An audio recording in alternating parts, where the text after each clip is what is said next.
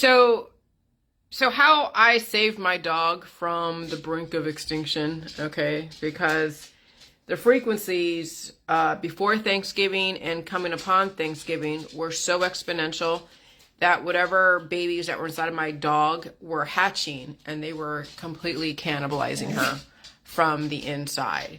And so knowing that I did everything right as far as the adult parent cells, what I wasn't doing right was, excuse me, releasing or not releasing, feeding the microbial babies that were stuck inside her body. That are her juvenile cells that want to get fed and need to get fed and need to grow and mature to catch up with the parent. And so there's many baselines you can come from. Baselines are different for everybody. Everyone works from a different baseline, let's say frame of reference. And so her baseline was the fact that she was going beyond her baseline or diverging from it by going into the tub, looking for the water, becoming extremely skinny and emaciated. And then after, when I was going through my news feed and going through actually my Facebook, going down to the beginning, I saw that, that what prompted me to go give her milk skins was the fact that she was going beyond her baseline even before it or after or something. And she was going into the tub. And then I noticed that she was getting skinnier and skinnier thereafter. And then I'm like, holy shit, I have to then feed those little babies. That's what then prompted me to go and get the milk skins and then buy all the pureed Gerber baby food and also increase her milk intake, increase even the milk substitute, which was the Similac or even the RX vet formula, and also puree everything else and change the way I do things with her. I can't do the same thing over again and expect a different result, right? I had to change and increase the amount of food so she wouldn't be so skinny, so she wouldn't be eaten out from the inside. And so I keep up with the growth of the babies within her that are hungry. They're literally hungry. And so if you have a baseline that you're working from, let's say you get a doctor's results that says that you are calcium deficient or you have some other deficiency. Well, I'm not saying you go take supplements and go take all those things. But what I am saying is increase the intake of certain foods that have a lot more calcium, such as milk, such as anything that has high calcium, and not only just cabbage and kale, because that's not the only thing that has calcium.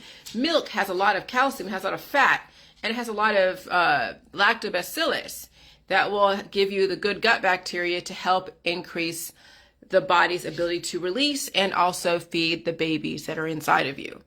And so, when we are given some kind of information, whether it's from the doctor's office or we see information, we see the evidence in our world, like a dog going into the tub, which is so out of character, and then getting skinnier and skinnier, and then realize, oh shit, I got to change something.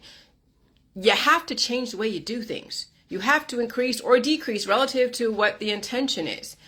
And so that's the only way you're going to survive this environment is when you take information and you process it and you act accordingly.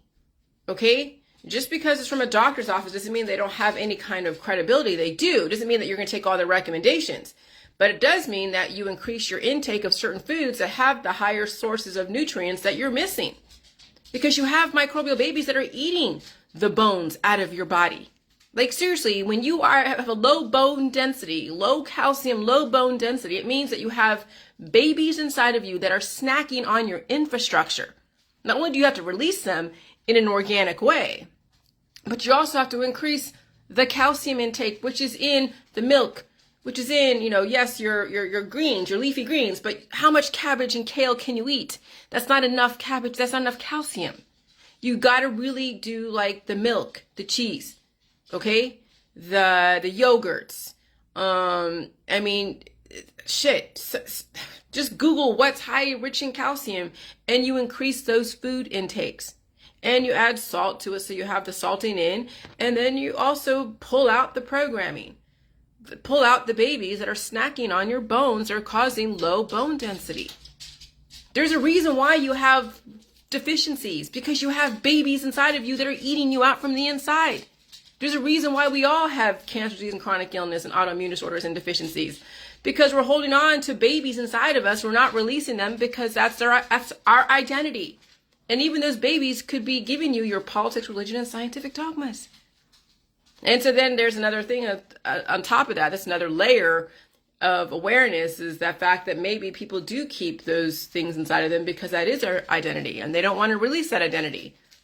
And so, yeah, there's a lot of intelligence inside your body. There's a lot of intelligence that doesn't want to leave. And some of that intelligence actually working against you. And then you have to be a discerning person. If you want to save yourself, you have to figure out how to modify how you do things so you can save yourself and survive this. Or else you let the babies win and they destroy you. All right, bye.